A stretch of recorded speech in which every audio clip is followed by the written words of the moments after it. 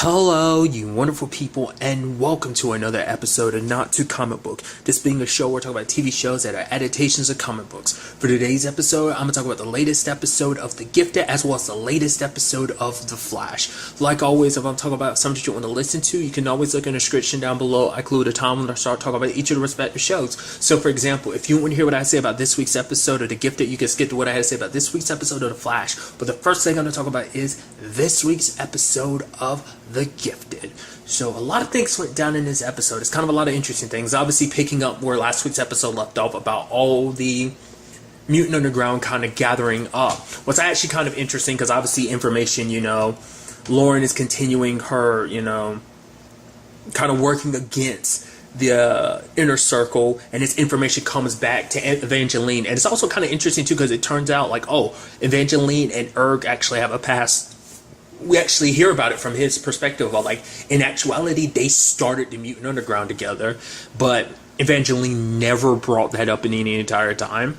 And we kind of learn why. And it's kind of interesting because there was already the divide anyway. There was the inner circle, there was a Mutant Underground, and then there's the Morlocks. Erg has always kind of kept himself separate. He does not believe in what the inner circle believes, but he doesn't roll with the Mutant Underground either. And now we kind of get a little more context why. Because yeah, he was all fine with everything. Like he kind of, the way he acts, handles things with the Morlocks of like kind of keeping everything underground. He would do that. He would tunnel, and work systems underground to transport mutants. But then they were betrayed by a human, and it led to a lot of mutants dying. And he wanted to help, but then Evangeline pulled him back, and he decided, screw all humans. Like, he kind of more aligns with, it's kind of interesting because he takes certain aspects from each group, a little from the inner circle being all about mutants and kind of being like borderline anti-human, but he goes more of the Mutant Underground route of like, I don't get involved in your mess, I'm not trying to like attack humans and stuff like that. It's like they defend themselves, but other than that, they keep to themselves. So that's kind of like the little bit they're pulling from both groups in a certain degree. But it's like, that's why he doesn't work with the Mutant Underground anymore. That's why he kind of handles things, because he's like, humans can't be trusted.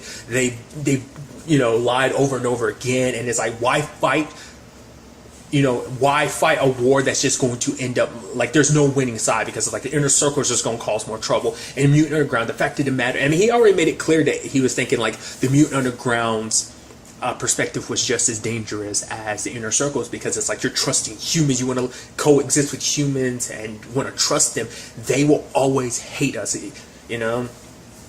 and that even gets worse when it sadly ends up being Evangeline ends up dying, because it turns out that's what the secret mission was that Riva sent Max and the team after, which begs the question, like, they knew about that ahead of time. So is it just because, I guess they've got the connections that they do, because it turns out, in the grand scheme of things, I'm going to be all over the place, so I do apologize, but it's like Homeland Security is infected by, potentially, purifiers and stuff like that, because as we can see, they're kind of all over the place. Because I forgot that it's not common knowledge amongst our characters that Ryan is the head of the purifiers. I completely forgot about, like, we know that, but I forgot, like, they don't know that. And so now that makes that situation with him and Riva more interesting, because they probably exchanged information. He probably let her know about information that gathered up about the Mutant Underground potentially. Because it's like, how did you know to go specifically? Yeah, like I said, not unless there are people who are in the Mutant Underground who secretly are working with the inner circle, because they do. The inner circle was able to kind of convince a lot of people to kind of roll with them, so that could be potentially what happened, which is also interesting too, because it's like, I wonder what Sage is going to think about all of this when it's all said and done, because it's like, whether or not you align with those are people who were once your allies, and they're dead now, and are you going to be okay with that? Because this is all about, building a perfect world for mutants and stuff like that. So how is it okay for you to go off killing other mutants, killing your brothers and sisters in that regard? So it's like, isn't it a little counterintuitive? It's what the argument could be made. But, once again, Riva already showed that she was willing to cross that line, because she killed the entire inner circle at the beginning of the season. So, and all of this in itself kind of, it leads to many different things. Like, it leads to John and, Erg disagreeing even more, because John continues believing in what the X-Men believe, but Erg chooses not to. Like, he's leaving this Mutant Underground thing behind, but John's like, you're a coward, dude. The fact of the matter is, we're fighting this good fight. And then, Erg is like, really? The same fight that leads to Blink having to live up here hiding who she really is, putting in context, covering up the fact that she's a mutant, not being able to be herself, but it's like her name is Clarice, not Blink.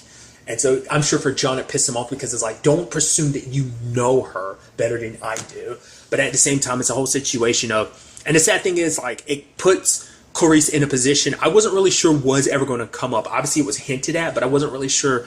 But ultimately it seems like she chooses the Morlocks over being with John and the Mutant Underground because she doesn't believe in what they believe. Because for her it's like, John is rushing forward in a battle that will lead to him getting killed or other people getting, it's like a suicide mission. Like, this is a very one-sided fight, and it's like you're running straight forward into something that's going to get you killed. It's not bravery, because she compares it to her foster sister Lily. They ran away from that abusive guy that was in that situation. Like, he was their foster father. He was an abusive asshole, but they got away. But Lily didn't want to leave the others behind, and she ended up getting killed because of it when she went back to try and fight for them. And just seeing John just makes her think of that. And it's like, no, I'm not going to sit around and watch someone I love kill themselves, because I know you're not going to change your mind. Because it's that thing of, like, they believe in similar things, but they kind of want to go about it different ways. Because for Clarice, it's like, this battle is just going to end with casualties. Like, but the thing is, like, in all honesty, I don't know what is the right decision in this situation. Is Ergs the right way? I lean more towards the X-Men belief, in the fact of the matter is of kind of harmony. It might not be the easiest thing. It will be a struggle to get there. Not everyone's going to be on board with both mutant and human. Why? There's always going to be humans you hate. But the fact of the matter is, if you don't try, then of course it's never going to work out. It's kind of the whole thought process. But at the same time, it's like a situation of, like, maybe the Morlocks have a better point to this whole situation to step back and just kind of, it's not like they're necessarily in the wrong, because they're trying to do the same thing, once again, protect mutant lives and stuff like that, but they're just going about it a different way. But it's like, at the same time, it's like John's like, if I walk away from this fight, it undoes all the good that we've ever tried to do. Everything that we've built, we will kind of undo it all if we continue down his route, so like I said, I don't know who's right in this situation. I mean, by Blink being there in the Morlock camp, she's there to help make things safer. Because of her abilities, they can gather more stuff like they needed to without having to be worried about being captured or saw, for being mutants. Like, her abilities help keep that community safer, so it's hard, and it's hitting both of them hard, both Clarice and John, that things kind of got to this point. Because especially for John, it's like he just lost Evangeline, other people within the Mutant Underground, and it's like now he lost Clarice, to all of this. So it's, I'm sure it's going to make fighting that much harder, but it's like you kind of have no choice, because if you don't fight this fight, who will? And the thing is, we don't know if everyone in the Mutant Underground, in that regard of who showed up in that building, is dead. Even Evangeline, she might be laying low, but I mean, I don't know. He didn't hear anything, but that doesn't say that Evangeline didn't get out of there ahead of time. But it's like, who would have wondered? No one else was really in the know about what was going on. So, and this kind of goes back and ties in with everything that's going on with Andy. Interesting enough, that dream him and Lauren had, like, Lauren literally hurt him in the dream to the point he woke up, his nose was bloody and everything. It's like, I think that shows you, because, like, it's kind of interesting because the shoe is on her foot now, because remember, Andy hurt her before when she tried to stop him, but now it's like, oh, she's getting to the point, like, because that was interesting because Andy's trying to rip her power apart, but every time, like the last one, it seemed like he probably ripped some of it apart, but not enough to completely block himself, and he got hit by part of it. So now he has Frost sisters telling him, it's like, no, we can get Lauren on your side, like, that way she's safe. Esme has her own perspective of it, being like, hey, the fact of the matter is, if we do this, we get to keep Andy, because if we kind of push Lauren in this regard, we're going to lose Andy. And it's also like, if we get them on both of them on our side, like, the power of Fenris would be ours, plus she's getting stronger. But the others kind of the other sisters make it clear, like, yeah, if Lauren doesn't join us, we'll kill her. Like, that's just how it is. And Esme's still in that spot where I think she believes in everything that they do, but she doesn't kind of click with everything that Reva's all about, like, if you kind of oppose her, you're dead. Because obviously, like, she's shown herself to kind of have a lot more compassion, but it's still, she wavers a lot, I think, in that regard. Like, she second guesses a lot of stuff that happens, but she still goes along with a lot of other stuff, because she does believe Lorna, on the other hand, has kind of gotten to the point she doesn't believe anymore after everything, because especially the whole Evangeline situation, because it's like, yeah, we didn't click that well, but for her, it's like that she still saved me when no one else could. She gave me the chance when no one else would. And the fact of the matter is, and how do I repay that debt? I joined up the group that ultimately killed her, you know? Because for her, it's like all this was for the fact is of having her, Marcos, and Dawn be together, like building a world that they can be saved. And it's like that's going further and further away, because the route that the inner circle is going is, it's not going to create this perfect world. And even if it does, it's going to be off of many sacrifices, so much blood and death. To the point is, it's like, can you really call it kind of like this paradise home, you know, if it was built off of so many terrible things? Because like, if she was going to have to do some small terrible things here and there, sure, but to do what they're doing, I mean, and who's to say Reva's going to stop here with just this much? Like I said, it's so interesting considering the fact is Reva seemed like she was, especially everything that went down with Rebecca and the bank, you would think like she was a little more sympathetic. But for her, once again, it's like, I think that shows the volume of like, Reva only felt the way she did in that regard because, for one, it wasn't according to plan, but also because someone she cared about was involved in the whole situation. So I think that's what made that Rebecca situation sting as much as it did, but who knows? So, you know, Reva's very complicated in that regard because it seemed like she flip-flops a lot, but ever since that whole situation, it seems like she's kind of been steady in her approach and what she believes and how she handles everything. You know, even Lorna's kind of getting threatened by Esme, where she's like, I care about you, I care about your daughter, you know that. And I want her to grow up with her mom around. If you're not with Reva, you are against Reva. And it's like, wow. She's like, so just don't involve yourself in stuff that doesn't involve you. Because she gave Andy the advice of like, don't listen to the Frost sisters because it's a situation of you can't change what someone believes. Even the Frost sisters, you know, they can mess with people's minds and stuff like that, sure, but they can't change who a person is at their core. At the very least, like tamper with their beliefs. So it's like you want to shift Lauren over to our beliefs, but the fact of the matter is that's not going to happen. Just like she was like saying the same thing about Marcos. Once again, is that her saying that now because she's seen the other side of things, she's seen the darker side of the inner circle, and she has had to change her heart, or would she have said this exact same thing before everything kind of came to light? That's what I'm curious about. And ultimately, Andy was reluctant, but it seems like they are. The Frost sisters are getting to him because it's like the fact of the matter is, oh, Sentinel Services came after Lauren and your mom, but then part of me is like, I doubt they had a hand in it, but to be fair, you don't know. Like Reva having her connection to Ryan, like she could have found that out because it could all been pertinent information. Like it could have just been like, oh, this is Sentinel Services stuff that's going out. They monitor the system and they found out about it and they knew they could use it.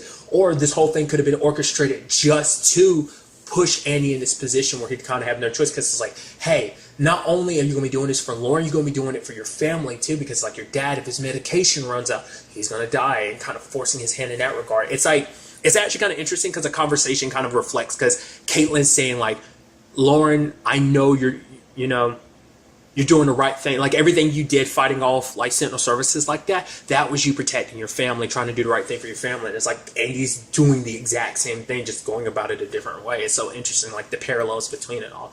I also like that thing about like Lauren being like telling Caitlyn she looked good as a brunette, which I think is kind of interesting. I'm just assuming Amy Acker is a natural brunette because I've always seen her as a brunette. Whether it be like Angel back in the day, you know, where she played Fred, or just another like small like single off role, because I only think she played it one time in Warehouse 13. She played Micah's sister, but also like, you know, Root from Person of Interest, you know. So, and it's also interesting too learning more about Caitlyn in this episode. For one, you saw her working out and just showing how adamant she is about this situation. That it's like, oh, we got to do more. She goes to visit her brother, and it's like, oh, I thought we can rely on him. Turns out that's not the case, because turns out he sold them out, but that's only because they were already looking for it. Like the moment he looked into the situation for them is the moment he got caught. So now it's kind of like, no, this goes much bigger than you think it is. Like this whole thing runs higher up the food chain, Homeland Security's, you know, infected. The fact of the matter is, top-ranking people, like there's no guarantee that no one you're crossing paths with isn't neck deep in this situation. So it's like, who do you turn to in this regard? You know, and it's kind of like giving the opportunity. I mean, to be fair, he was kind of forced in this situation. I mean, I mean, Reed was literally in the same situation last season, but he bailed at the last second, and so did Danny, because he was trying to look after his family. I mean, this is his sister, especially because he was under the impression that that side of his family, his niece and nephew and his sister were dead. So. But I think it wasn't just Lauren that scene showed a lot of. It showed Caitlyn too, because Caitlyn took that gun she got and she used it to defend herself. So it was just kind of like, because Lauren was scared because she's like, the way she reacted then, it was like, I'm sure for her it was like she got swept up in the power and she enjoyed it, and it kind of scared her. But Caitlyn's justifying it, like, no, you protected me, you protected our family. That's all that matters. Once again, it's like Caitlyn is so desperate that she's justifying a lot of stuff that's scaring Lauren and just kind of making her go, trying to reassure her, which I don't know if that's the right thing to do, because it's like Lauren's kind of going down a slippery slope. I mean, the whole thing kind of happens to Reed in this episode too, because of the whole music box. It seems like it triggers something in their family, because the moment it activated, it did something to Reed. It started activating his powers. It kind of triggered something in him, and I think just the way it kind of triggered something in Lauren, like whatever it is, that tune, it does something to the X gene in your family, I think, because his dad caught him with it years ago when he was younger and snatched it away from him and was like, don't ever touch it again.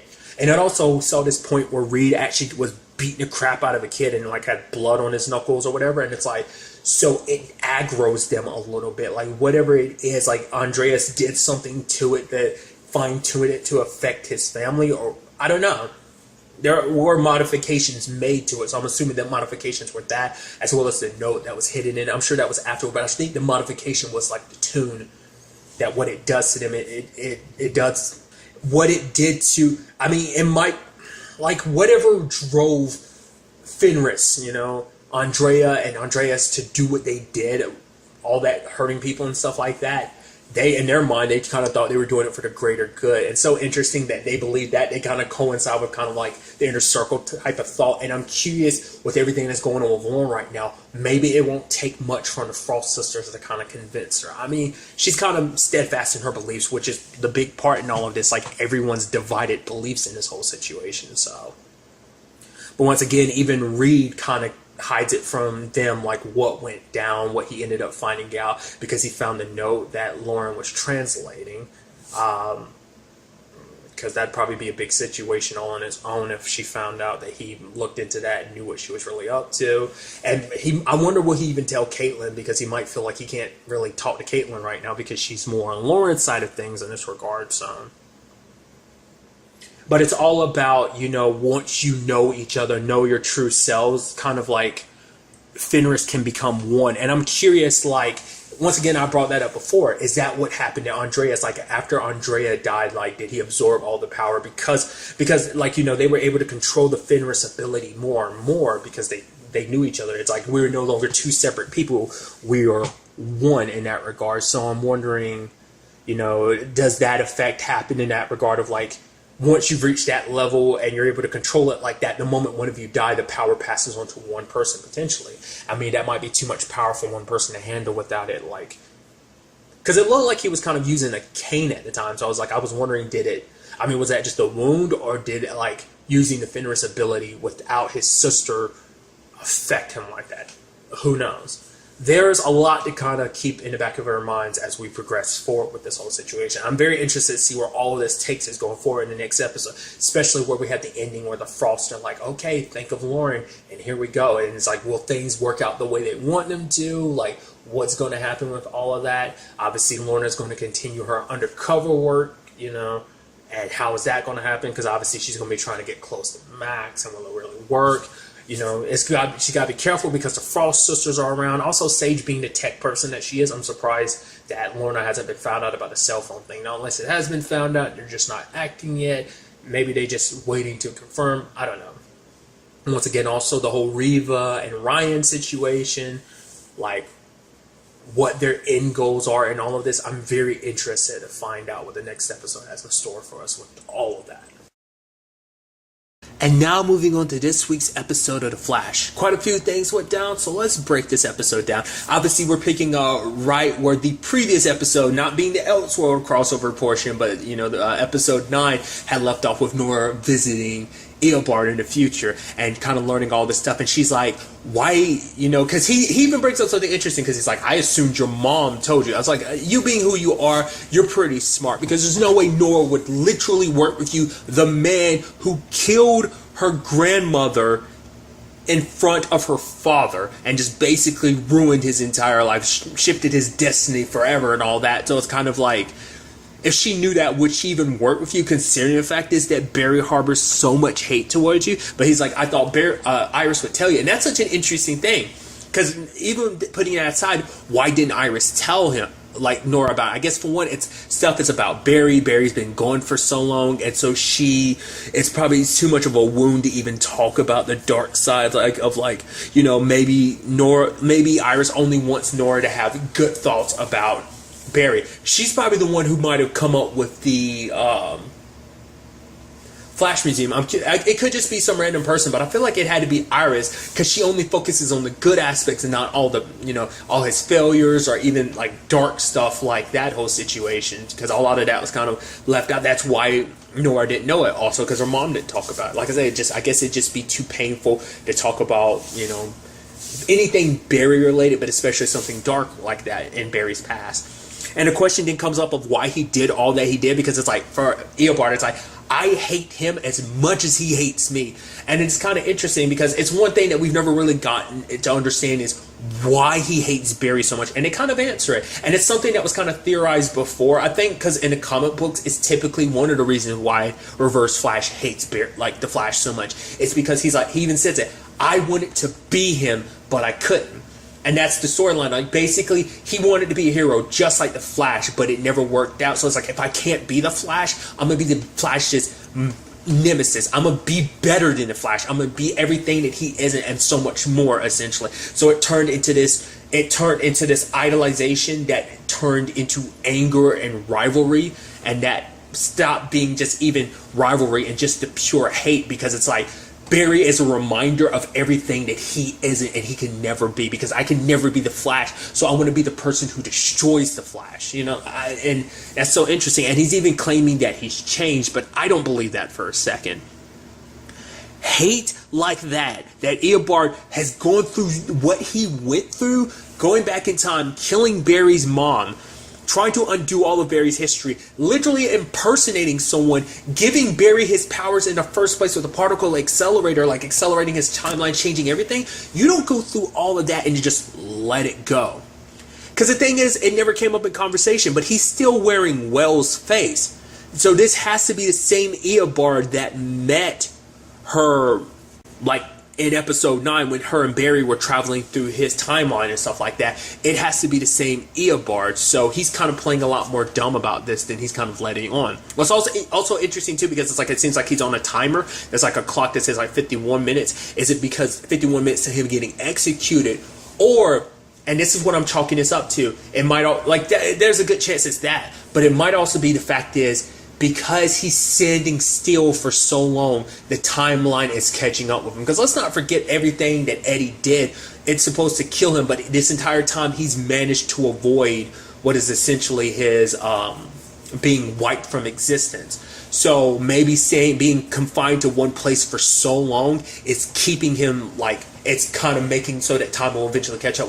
I'm leaning towards the thought of execution, but I'm also thinking it'd be pretty neat if that was the case, that he was being held stationary, and so time is slowly catching up to him, and eventually in that time frame it will erase him.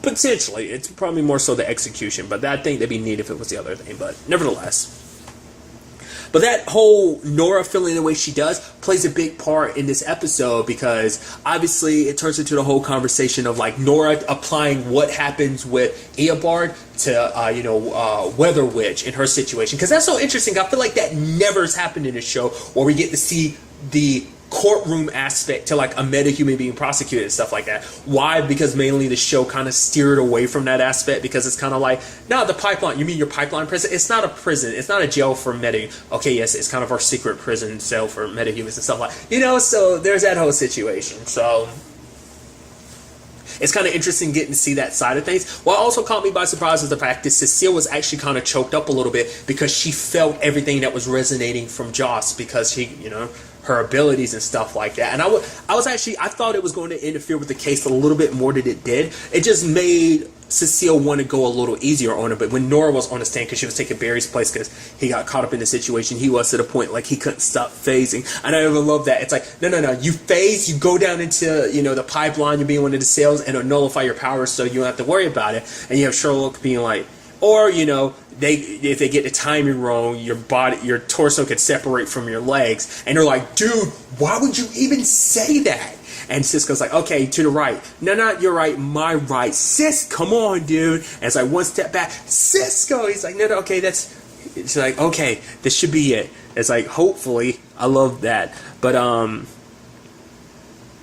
it was interesting because when Nora was on the stand, like I was thinking things were going to go a little more south than they did. Because Nora's like, whoa, that's all you're going to ask me, Cecile? But Cecile's just like, calm down, because Cecile was going a little easy and she was kind of cutting off Nora before Nora gets a chance to say anything too damning.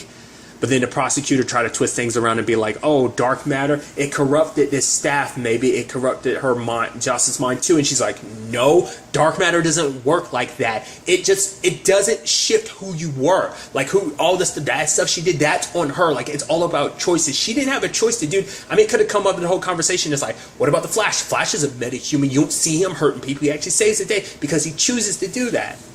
But Joss surprised everyone by being like, no, I am guilty. She wanted to pay for her crimes because she didn't want to be like her dad. You know, it's like, I mean, everything she did was because she was angry at her dad for not being there so much of her life. And so that's where the most of her rage came from. And everyone else kind of became collateral damage in that. She was just kind of a girl in a lot of pain, just pissed at her dad, essentially, you know, and everyone else kind of got caught in the crossfire, you know, so.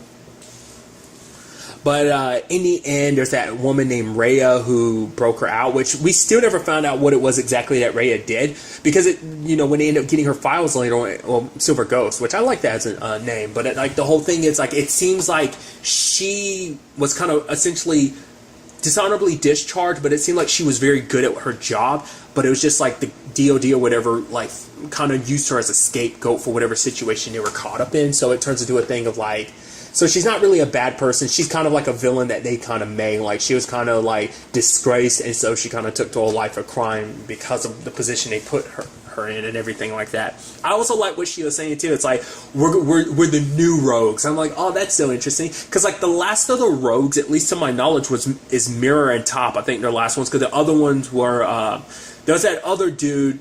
There was someone else they were working with, but it was definitely Snart and Heatwave, and Snart and Mick. But now that they're kind of doing their own thing, the only ones that were left of the old school rogues is Mirror and Top. So it's like new people coming in town. We haven't seen What's-Her-Face pop up this season at all. I'm blanking on her name. She's played by Katie Sackhoff. Amunet. I actually had to look that up just to remember that, because it was going to bother me if I didn't. But nevertheless, she was kind of running things for a while. I mean, but to be fair, the last time we saw her, she kind of left town after helping them out and everything. So who knows if she'll ever pop back up this season or not, too. Nevertheless, that's kind of going on a tangent. But the thing is, like, she was kind of running the criminal world, but now it's like they're kind of stepping in to try and run the criminal world. It's definitely going to be interesting, because it plays into, like I said, Nora didn't want to listen to Joss at first because Joss didn't have anything to do with this. She actually wanted to turn herself back in, and she wanted Nora to help her excess to put in a good word to make it go like, no, she wasn't running away, someone else broke out. Like, kind of, give her a fair deal, but, Nora being kind of dealing with the whole Eobard situation and thinking people can't change, kind of throws her to the wolves, essentially. Which I'll even be the first one to admit, no matter what the situation is, that's going to be apples and oranges. Everything Eobard has done versus Joss, yeah, Joss has done some terrible stuff, but we're talking about Eobard here. The grand scope of everything he's done, it's like, it is definite apples and oranges with that situation. But, it was actually kind of interesting when, Nora asked Barry about it, and he's like, oh yeah, like, I've always felt like that. But then he was like, but then, there's examples of bad people going good. I mean, technically, there's the dude Hartley. He was a bad guy, but that's because it was a timeline thing that changed that kind of made him a good guy. So there's that technically. I think Barry's the only one who remembers him being a bad guy. So there's that. But other than that, it's the main example was Leonard Snart. It's like, yeah, But Barry always felt there was a good side to him because he was always different when it came to him being a criminal. He had his own rules that he never really crossed. And then it's like, yeah, he went off to be a legend and died a hero. So, and then she, pulls the trigger and asks the question. She's like, what about Eobard Thawne? And Barry's like, yeah, the big part of being a hero is being able to see the good in anyone. And it's like, even in Eobard Thawne, maybe some point in the future, which you can tell it bothers the hell out of him even saying that. But like the fact of the matter is, he has gone to the point that he's asked Thawne for help in the past. Like he's done it multiple times. He literally did it this season. But to be fair, like desperately needing his help is very different from really trusting and thinking that he's a good person that can be trusted. So, that's a completely different question. So, it was interesting that they ended up stealing from Argus, which, like, once again, I'm still kind of wondering when will we ever get to, like, Zari's 2044 where Argus handles things the way they do. It makes you wonder, does little things like this seem like that's them tiptoeing towards it or not? I don't know. Argus being, like, the whole, like, metahumans like they are in Zari's time and stuff like that. Who knows? But also, really quickly, since we are talking about the legends and stuff, why the hell did they dropped off a book for Barry? I was like, is that supposed to have some significance or something? I didn't realize it until Nora pointed it out. That's freaking Mick's book. I was like, what? It's published and everything? What? Congratulations, Mick. And even Barry was kind of getting into it a little bit. He's like, what? Come on, girl, don't do that. And it's like, wow, freaking Mick, it's published. That's awesome, dude. That's super cool. I wonder if that's something we'll cut back to, kind of a little wink and nod to when Legends returns, because I don't think they've officially. I think it was, if I remember correctly, it was like in April was kind of when it's supposed to be coming back. But nevertheless, it's kind of a whole tangent all on its own. But getting back to what they stole, it ended up being a car. That car has so many capabilities that missed. So I thought it was pretty dope seeing Nora kind of dodge it, but it still exploded. I thought what we're going to see is it kind of start turning towards her and she has to try and run to get away from it or something like that. But no, it just kind of like, you can manually detonate it, or manually detonates like that and stuff. Also, it can turn invisible. The fact is, it has the capabilities of phasing. I'm like, the fact is, it does that. It makes me go, they must have taken that from Barry. They had to have seen Barry do that enough. Argus must have literally it's also interesting too because it's based on Wayne tech. So I'm like, that's stuff that went into the Batmobile, didn't it? It had to on some degree. I guess it's also because it's like, well, some of that Wayne tech had to go towards like bat gadgets and stuff like that, and considering all the people that Batman crosses paths with on, the superhero level of Superman and stuff like that, always being prepared in case, Superman ever goes bad, those contingencies, as well as just superpowered bad people and his villains in general, always got to be prepared and stuff like that. So I guess, I don't know, it's kind of interesting. I mean, I've never seen the Batmobile phase, so maybe that's something that's kind of existing as continuity. Maybe the Batmobile can do that, or at the very least, it's tech that could potentially be put in the Batmobile, just never was. Once again, let's not forget in this continuity, Batman's kind of MIA for a while, Bruce Wayne in general, but nevertheless. But it is nice that Nora was able to kind of get to Joss. Joss ends up kind of like escaping with Rhea, but she actually helped out. But obviously Rhea wasn't aware of what was going on. So Nora is kind of like, yeah, I've got my own Leonard Snart. So I thought that's kind of neat. That's definitely going to be an interesting, like, especially because they're supposed to be the new Rogue. It's kind of the new generation versus the new generation. They're, Silver Ghost and Weather Witch versus, Excess. And it's going to definitely be interesting too. Well, it's interesting because, like, obviously, like, the main blood is obviously, like, Barry, but I'm wondering that new blood territory, does Ralph count as that? Will Frost count as that as well? In the regards of everything, like, who else is going to kind of take that up? Because it seems like Rhea is aiming to get other people to join the Rogues too, so it's definitely going to be interesting to see potentially in the future where that goes. But I definitely think she has found her Leonard Snart, who's probably going to be the more compassionate one, not wanting to cross as many lines as maybe Rhea is, but we'll see in the long run. I mean, so far she hasn't outright hurt anyone, so it shows that even she's not kind of like a terrible person herself. She just complicated as she is, Other than that, this episode we also had the shards being removed from Cisco's hand, so now like it's no longer an issue. I also like the little side note of being like, yeah, Caitlyn and Frost has got their thing going on where they can kind of control a little bit more. Because before, like, Caitlyn had to be scared for Frost to come out, but it's like now they can kind of shift in and out, and they don't even have to fully transform. Like, her eyes will glow and she can tap into the power without fully going Frost. But that's kind of representative of Frost kind of taking over for a little bit. So I thought that was kind of neat. But the storyline I wasn't expecting this to turn out to be was basically Cisco's aiming to create a cure, because he even talks about it. He's like, he actually enjoyed this time not having his powers. Well, I mean, he had his powers, but it would just be complicated to use them because he hasn't been Cisco Ramon in a very long time. He's always been Vibe ever since season 1, ever since he discovered his abilities. It's always been a part of him that defined him. He could never just be Cisco again, and he liked being Cisco, you know? And now he's potentially wanting to make a cure, because for him, in his particular case, it's like, for one, there's a lot of metahumans that were created because of them, the particle accelerator. Obviously, Caitlyn tried to be like, no, that was 100% on Eobard, but it's like, those people were forced to be metas, and some of them are in a position where they can't control their abilities. Not everyone is using their powers for evil, they just can't control their abilities and what it's done to them. I mean, technically they made all the bus metas, but that's the situation. I was thinking about that, but then like now sitting here thinking about, it's like, right, all the bus metas are gone, so that's not something they have to worry about. I mean, they still have to worry about like all the metas and meta tech that they created because, you know, taking down the satellite and everything that, you know, so. But obviously, like, Frost and Caitlyn didn't appreciate that, but you know, when he kind of broke it down and explained it, it kind of made a lot of sense, because from his perspective, it's like, I can't be a metahuman and have a family. Like, you guys have kind of worked it out in your own shape or form. Caitlyn, at the very least, she has Killer Frost. Barry has Iris and Nora, and they kind of managed to work it out. But for him, it's like, I don't want to have a family and them constantly worrying about like, oh, what's happening to me because I'm off being a superhero and stuff like that. Barry's kind of doing his own thing, sure, but I don't want to be Barry. I don't want to do the whole Flash thing, because that's a complicated thing. The worry it puts Iris through every day, like, that's a lot to ask to put someone through that. But the fact of the matter is, Barry and Iris are a team, and they've always got each other's back in that regard. So it's kind of a different thing, but you can definitely see the parallels and stuff. So. But in the end, Caitlyn has decided that she will help him create his cure, but it's not going to be something they're going to force on any meta.